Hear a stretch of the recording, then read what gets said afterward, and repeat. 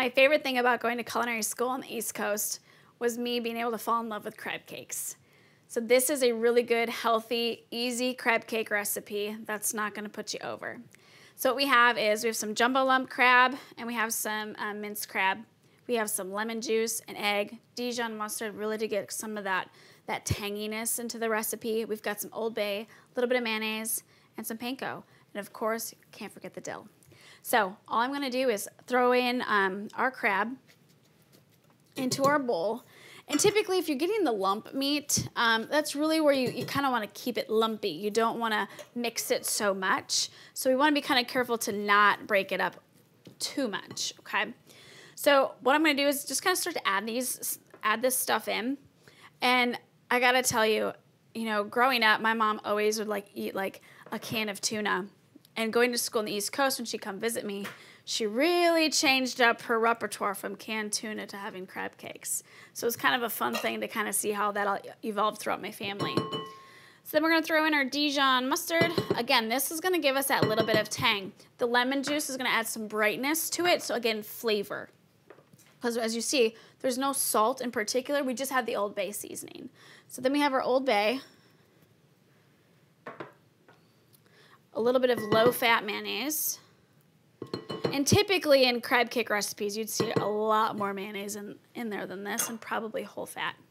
And then we have our Panko. And this is really to help kind of bring everything together and bind it. And then we need fresh dill. Can you use dry dill? Absolutely.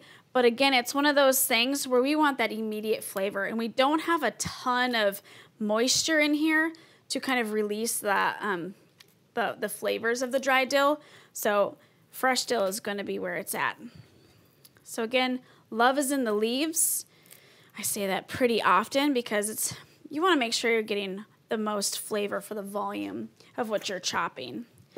So chop up our fresh dill here. And again, you want to make sure you're not being lazy and you're really getting a nice, good chop. Chop it nice and fine. It smells so good. Some of my favorite. Kind of the cool too thing about crab cakes is you can make these really small and make them individual as an appetizer, or you can of course have them as like a main entree. So there's kind of a little bit of flexibility. I've even seen if you have like some flat fish, what you could do is you could take your crab cake mixture and roll it in the white fish and then bake it. Then you have this like nice crab cake stuffed white fish. Of course you want this to be wet. You just don't want it to be where it's super falling apart. You don't want it necessarily too wet.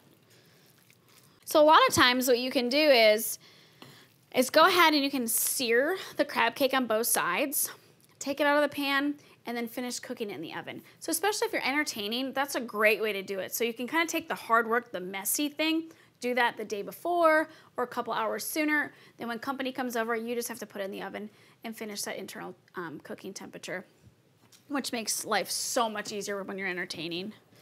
And again, this can be done ahead of time. Okay, so what we are going to do is we are going to give it a nice sear.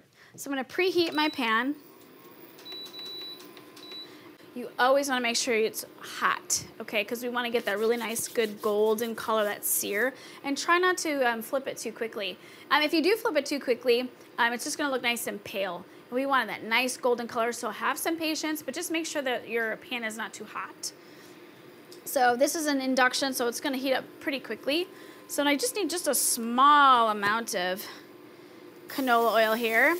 The nonstick pan helps as well. So I'm just going to kind of lightly ball some up. And again, it's not going to stick super tight, so you want to be kind of gentle, right? Because you don't want it to be this really thick cake.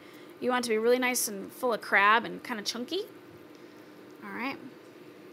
It's already hot. That's beautiful.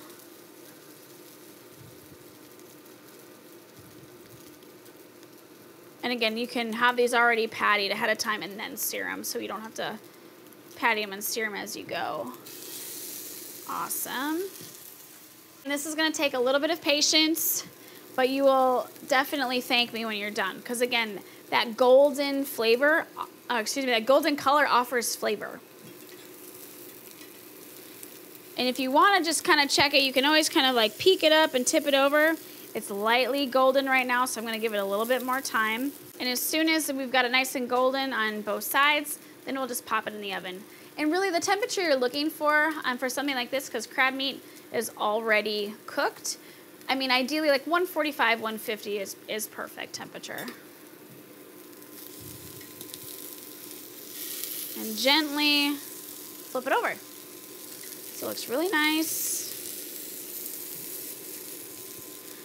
Something that's also important to remember too when you're doing something like this, don't overcrowd your pan to the point where you can't get at it, because that's just going to create obviously a little bit of frustration, and you might, you know, nick some off of the other crab cake, and you want to make sure that you don't have any like frustration when you're cooking. So I would say just a couple more minutes here, and then we can just go ahead, pop these in the oven. And something that's really great to pair this with is you could easily do something as simple as like a salsa, a pico de gallo. You could do almost like an aioli. And an aioli is really if you just take like a light mayonnaise and some Dijon mustard, or even you could do pesto. We could do a pesto mayonnaise and put that on top as well. I mean, kind of the sky's the limit. So that's it. So that is my quick, healthy, simple crab cake recipe. For more recipes like that, check out my book, Cook Smart, Eat Well.